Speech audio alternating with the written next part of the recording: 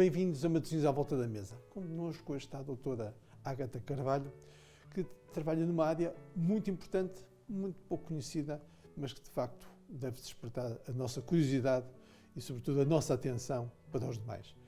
Muito obrigado por ter aceitado o nosso convite e a verdade é que trabalha em oncologia, que é uma coisa que as pessoas não sabem muito bem, sabem que há alcoólicos, sabem que é um problema social, mas muitas vezes não sabem a dimensão desse problema nas famílias, o impacto que ele tem nas famílias, o impacto que ele tem na sociedade e como nós podemos ajudar os outros também, de que forma que os podemos ajudar e de forma que podemos melhorar esta sociedade que está muito ligada ao consumo do álcool, não só do vinho, somos um país vínico, não está só ligado ao mundo do vinho, mas também ao consumo do álcool. É verdade, é um problema que é significativo na nossa população, aqui na região norte acaba por ter um peso, se calhar, até mais visível, mas é algo que exige a nossa atenção cada vez mais, não só pelo histórico, não é? Pelo facto de termos uma tradição de consumo de álcool, mas também olhando para o futuro, pensando nos jovens que continuam a fazer desse consumo uma coisa que não é necessariamente benéfica para a sua saúde. O serviço chama-se mesmo Unidade de Oncologia do Porto, Dr. José Barrias. Foi fundada nos anos 80. Eu lembro que nos anos 80, quando começou a formação, eu era miúdo, andava no liceu, mas lembro-me de ter-se formado uma liga que ajudava muito a divulgação do problema do alcoolismo, mas também me lembro que as pessoas não zombavam até, achavam aquilo que é uma coisa menor, que não era assim um problema muito grande. Com o passar dos anos, nós fomos, já naquela altura o era, mas agora vamos vendo que o alcoolismo está muito associado à violência doméstica, a desastres de automóvel não só, mas que de facto este é um problema social.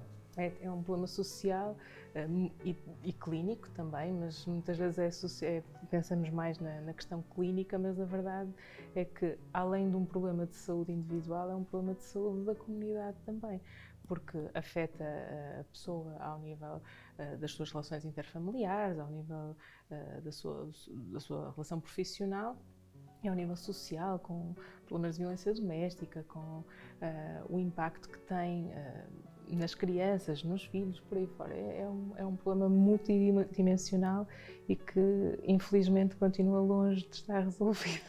Uma das coisas que as pessoas dizem muitas vezes é que o alcoolismo tem sempre uma ligação genética, ou seja, que um filho de um alcoólico irá ser alcoólico, ou um neto de um alcoólico irá ser alcoólico.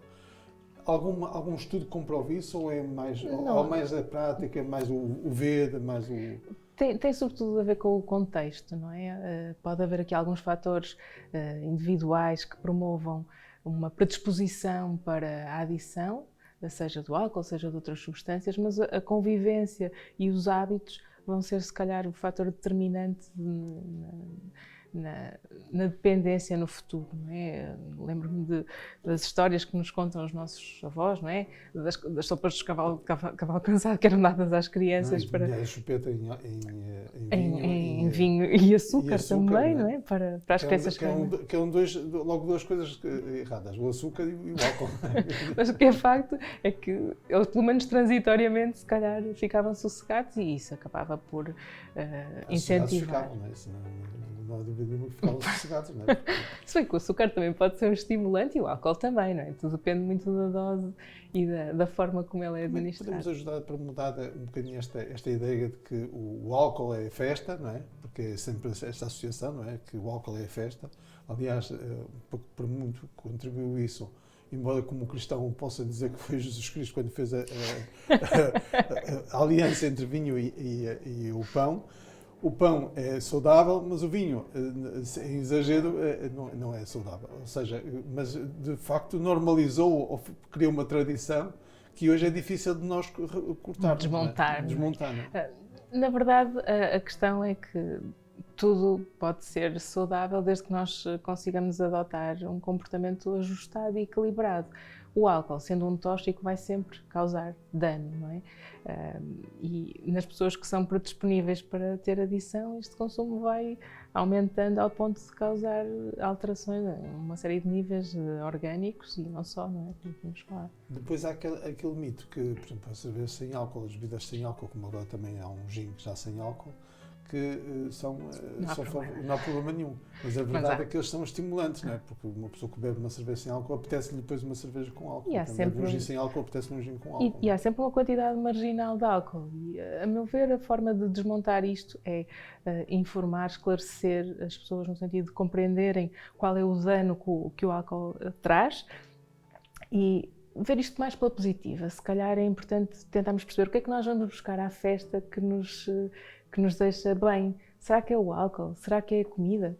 Até pode fazer parte, mas se calhar a festa não é isso, é muito mais do que isso, tem a ver com as interações pessoais e é isso que se calhar valeria a pena. Eu já disse aqui algumas vezes que a palavra comer, desmontada semanticamente, quer dizer estarmos juntos, com a repetição, portanto estamos juntos, estamos juntos. E de facto isso é que é o motivo da festa, não é? O motivo da festa é estarmos todos juntos, não é propriamente nem aquilo que se come, nem aquilo que se bebe, mas mais o facto de estarmos em companhia, estamos em presença. Nós hoje vamos ter, excepcionalmente, um doce. Nós normalmente não fazemos, aqui na Matosinhos à volta da mesa, não fazemos sobremesas, por uma questão até de educação também alimentar, porque os doces são para os dias festivos. E devem ser só consumidos em dias, de facto, em que há um motivo alargado, seja o Natal, seja a Páscoa, sejam dias de aniversário, mas não deve ser consumido na quantidade que se consome hoje, que é quase todos os dias a toda hora. Não é? Todos os dias nós vemos os grandes placares nas zonas de serviço, onde diz café mais um pastel de nata, café mais um donut, café mais não sei o quê. E isto, de facto, é um problema para a sociedade hoje que lida com este problema, que são o aumento dos diabetes, e que nós não devemos estimular, muito pelo contrário, devemos chamar a atenção. Por isso, se esta receita hoje vem aqui, não é para estimular o consumo das sobremesas nem do açúcar, muito pelo contrário, para dizer que exatamente o contrário. Devemos fazer isso de forma equilibrada, não é? De uma forma equilibrada e não sistemática. Para isso vamos usar natas, que podem ser natas mais leves, ou seja, usar umas natas com menos teor de gordura. Leite condensado, que já é uma bomba calórica, isso todos nós sabemos, mas também há um leite condensado hoje mais light, com menos açúcar, mas continua a ter açúcar, é a mesma história da cerveja sem álcool e de outras bebidas sem álcool. Vamos juntar coco ralado, este coco ralado vai dar depois assim com uma nuance muito interessante entre uma mistura depois com a lima, que vamos usar a raspa da lima e o sumo de lima, e depois vamos acompanhar com frutos vermelhos. Eu diria que mais fruta, menos doce, mas para ficar aqui um equilíbrio bem feito. Vamos então começar aqui a receita. Vamos juntar então aqui as natas.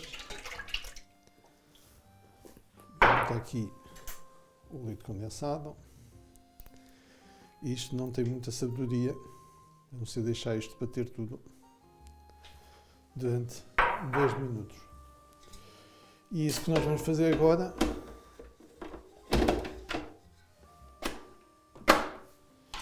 colocar aqui tudo e vamos bater durante 10 minutos. Como 10 minutos é imenso tempo para ouvir de ruído, nós vamos cortar aqui, mas voltamos já.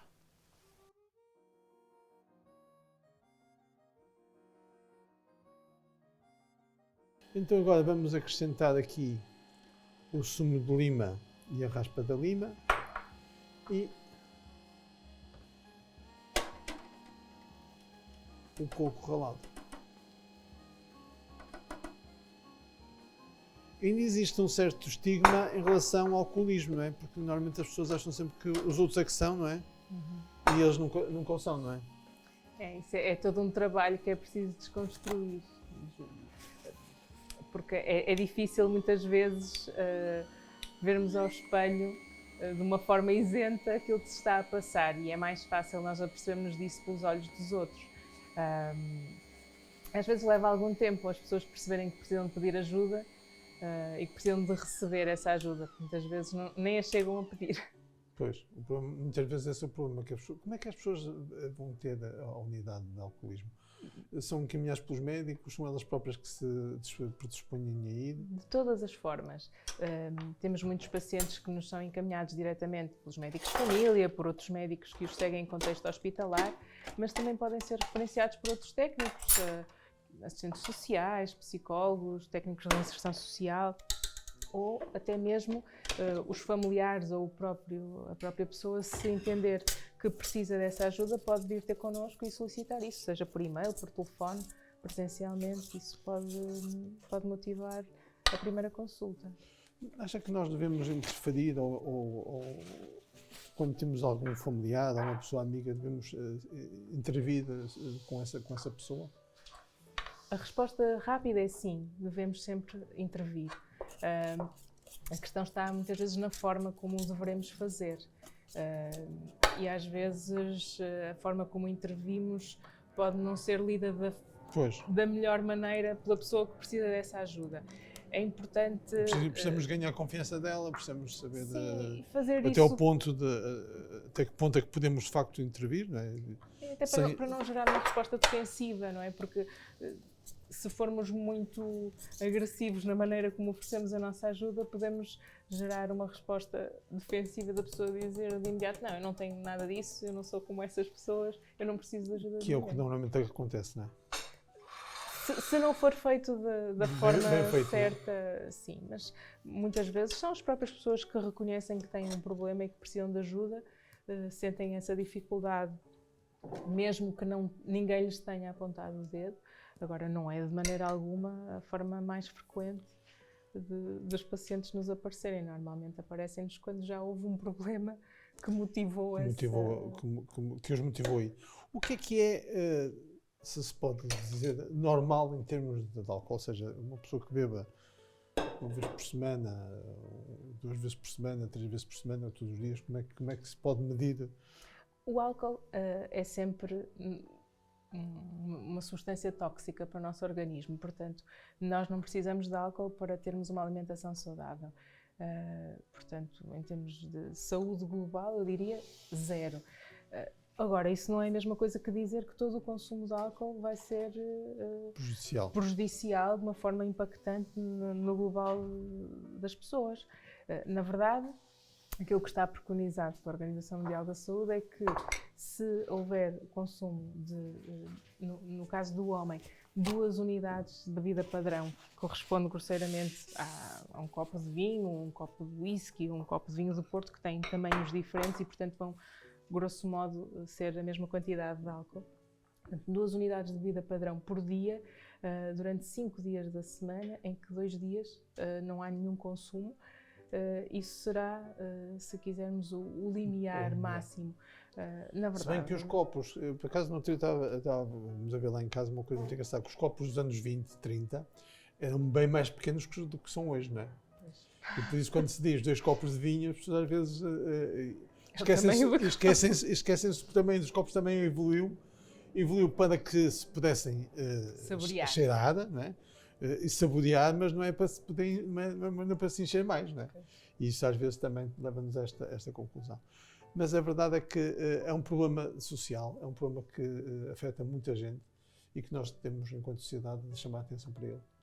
E a melhor forma, de facto, se temos algum familiar ou alguma pessoa amiga, é intervir e falar com ela, ver a melhor forma de falar com ela, a melhor forma de interagir com ela e, sobretudo, depois encaminhá-la para os serviços, para os cuidados que hoje a saúde tem. Propor uma consulta não quer necessariamente dizer que a pessoa possa ter um problema. Essa consulta pode ser simplesmente para avaliação, para uma avaliação técnica especializada, e que poderá dar uma indicação de se de facto há um trabalho a fazer mais ou não. Olha, foi um prazer enorme ter estado consigo. Muito obrigado por esta conversa, que de facto acho que esclarece muito as pessoas que estão em casa e os alerta, sobretudo, para este problema que é, de facto, o alcoolismo. E muito obrigado. Obrigada até sempre. Pela oportunidade. E nós, até à próxima, se Deus quiser.